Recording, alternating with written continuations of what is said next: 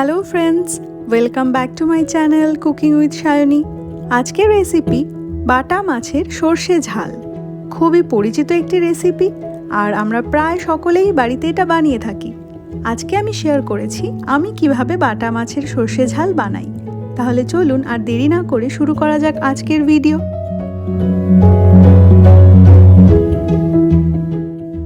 এখানে রয়েছে 8 পিস বাটা মাছ। মাছের আঁশ ছাড়িয়ে পরিষ্কার করে ধুয়ে রেখেছি। এবার 1 টিস্পুন হলুদ গুঁড়ো এবং 1 টিস্পুন লবণ দিয়ে মাছগুলোকে ম্যারিনেট করে নিচ্ছি।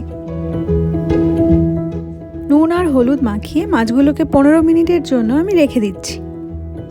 কড়াই গরম করে তার মধ্যে দিয়ে দিয়েছি 1 টেবিল স্পুন সর্ষের তেল।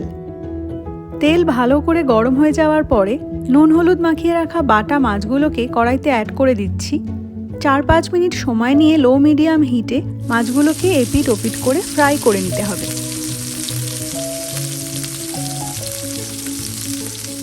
মাছগুলোকে বেশ লাল লাল করে ভাজা হয়ে গেছে। এবার আমি তেল থেকে তুলে নিচ্ছি। মাছ ভাজার তেলেই অ্যাড করে দিচ্ছি 1 টিস্পুন কালো জিরে এবং 4-5টা চেরা কাঁচা লঙ্কা।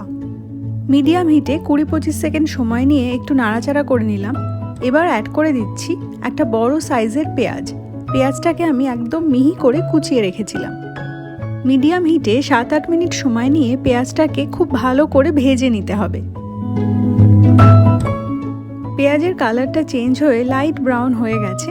এই সময় অ্যাড করে দিচ্ছি ডুমো করে কেটে রাখা একটা বড় সাইজের tomato, 1 teaspoon Kashmiri red chilli powder, half teaspoon হলুদ গুঁড়ো, হাফ টিস্পুন ঝাল লঙ্কার গুঁড়ো এবং স্বাদ অনুসারে লবণ।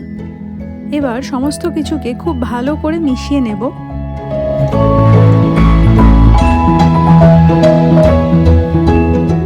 সব কিছুকে মেশানো হয়ে গেছে। এবার মশলা কষাবার পালা। এই সময় ঢাকা দিয়ে 4 থেকে 5 মিনিট সময় নিয়ে আমি মশলাটাকে কষিয়ে নিচ্ছি। 5 মিনিট পরে ঢাকনা খুললাম।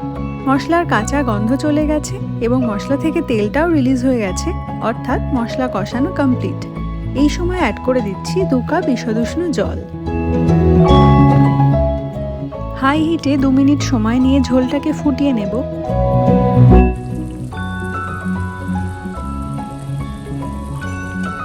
ঝোল ফুটে উঠেছে। অ্যাড করে দিচ্ছি 3 টেবিল চামচ সর্ষে বাটা। এখানে 2 টেবিল চামচ কালো সর্ষে এবং 3 টেবিল চামচ সাদা সর্ষে একসাথে আমি বেটে রেখেছিলাম। ফ্লেমটা লোতে রেখে 2 মিনিট সময় নিয়ে সর্ষে বাটাটা ঝোলের সাথে মিশিয়ে নিচ্ছি।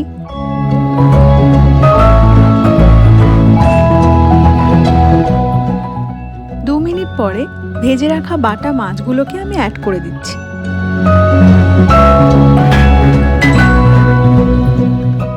ঝোলের সাথে মাছগুলোকে একটু মিশিয়ে নিয়ে 2 মিনিটের জন্য লো মিডিয়াম হিটে ঢাকা দিয়ে রান্না করব।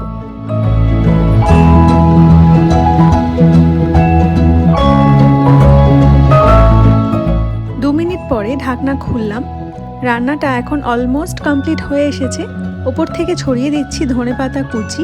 এরপর 15 মিনিট স্ট্যান্ডিং টাইমে রেখে গরম ভাতের সাথে পরিবেশন করুন বাটা মাছের সর্ষে ঝাল।